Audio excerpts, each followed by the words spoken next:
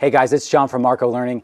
In this video, I'm going to walk you through the rubric for Q1, the synthesis essay of the AP English Language exam. I'll walk you through point by point and explain how to improve your score on this part of the exam. Okay, so let's take a look at this rubric. This is our version of the rubric based on the official College Board one, except we added little check boxes to it. This is available on our website. We'll put the link in the description. I want to start here in row A, which is the thesis point. This is by far the most important part of this rubric. It's really the gateway to the other two rows, evidence and commentary and sophistication. So to get the thesis point, you have to make sure that you respond to the prompt that you're given. You offer the reader a clear interpretation, a clear response, ideally at the end of the first paragraph in 1 or 2 sentences. Now, if you're going to get the thesis point, it must be defensible, must be a claim that can be supported, and you must take a clear position in response to the prompt. People who don't earn the thesis point make these mistakes. Let's take a look. First, they don't have a defensible thesis. The claim that they're making cannot be supported by the evidence or by any evidence at all. So remember, on a synthesis prompt, you're going to be given 6 sources. Are you really engaging with the sources in any way?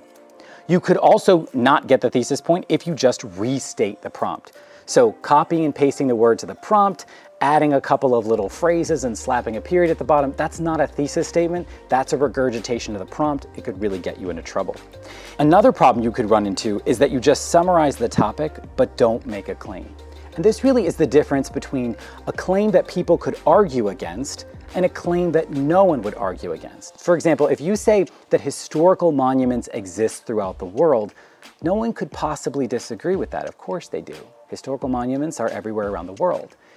If you say historical monuments are overrated, they're unimportant, and most of them should be taken down, oh, well, now you have an argument. People are going to agree and disagree with you. They're going to want more information. You need to make sure that the claim that you're making is disputable. It would have somebody object to it, and it will need evidence to support it. It's not merely a description. And that's what stating an apparent fact rather than a defensible claim might look like, right? Just listing out facts. Paris is the capital of France is not an argument. It's a statement that no one would dispute. But if you say Paris should not be the capital of France, well, now you're starting an argument. What else should be the capital of France? Why shouldn't Paris be the capital of France? People want evidence, they want reasons, they want support, and they want to offer something in dialogue with you. That's what synthesis is all about. Now, of course, you also need to make sure, like I said, that you are responding to the prompt if your thesis is off topic. If you do any one of these things, you'll end up with a 0 on the thesis row. And that's a huge problem for you, because if you get a 0 on the thesis row, you cannot get any farther than 2 points on this row. Row B is all about evidence and commentary. Are you citing from the sources that they give you, and are you using them as a springboard to make your own argument? So let's take a look at 3 and 4. Let's hope that you get 3 or 4 points on this row of the rubric.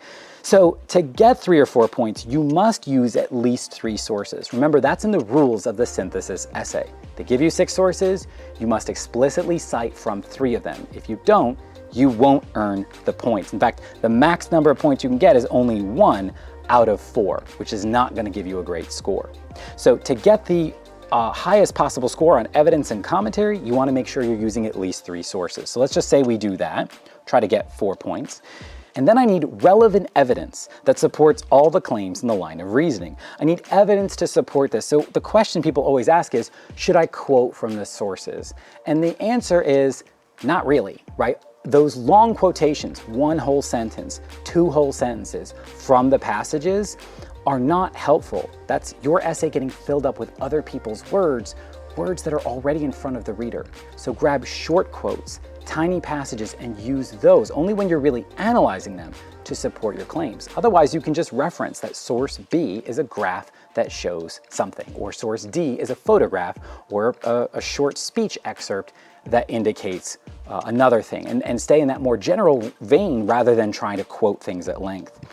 Now, in order to earn 4 points, I've got to use at least 3 sources. I need to have relevant evidence that really supports all the claims I'm making, but I must also have a well-organized line of reasoning.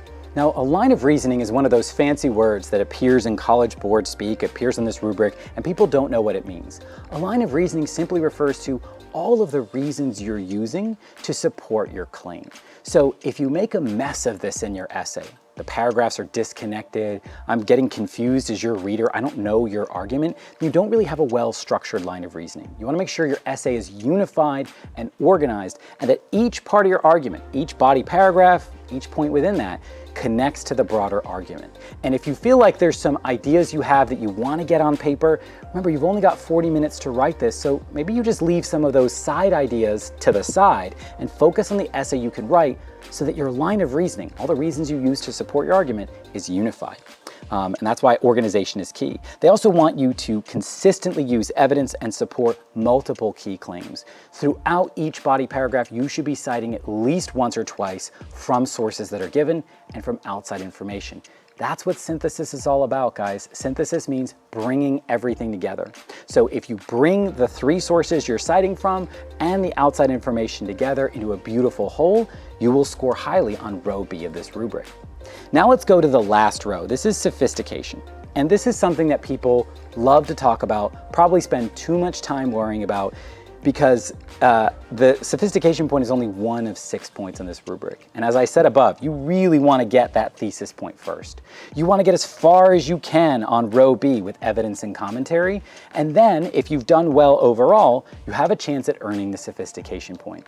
So let's take a look at some of the things that help earn the sophistication point. One thing would be a nuanced thesis that's supported throughout the argument. So if your thesis is more sophisticated than saying something like, Paris should not be the capital of France, but is something like, although Paris has been the capital of France for centuries, we should consider a new opportunity and identify a city in the south of France to serve as its new capital. This would usher in a signal to the people of France that France has entered the 21st century and a bold new future.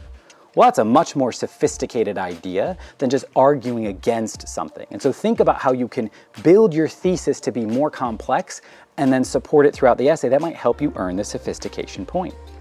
If you acknowledge the limitations and implications of an argument, that examines the broader context. So for example, I could say, although it may seem far-fetched and difficult to manage, Paris should no longer be the capital of France. We should move it to the south. And then my argument will develop in a more sophisticated way because I'm showing that my idea is a little bit crazy, right? That the ideas that we embrace sometimes are sometimes challenging or expensive, or they're perfectly legitimate arguments that people on the other side of whatever spectrum I'm talking about, that they could bring up that disagree with me. So it's just something important to remember that the synthesis essay is about complexity. It's about a conversation of you and the sources and everyone else.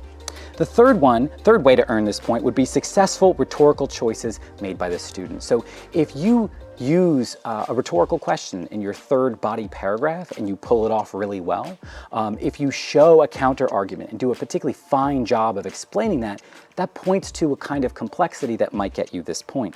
And finally, it's just writing really well. And I really do love this, that the AP English Language course is going to reward you right here in the rubric for writing really beautifully. But like I said, don't worry about this last row. Worry about the first 2. Make sure your thesis answers the prompt. Make sure that you support that thesis with evidence from at least 3 sources, and that you connect the evidence that you're bringing from the sources and from outside back to your thesis. And with that, you'll have a great synthesis essay.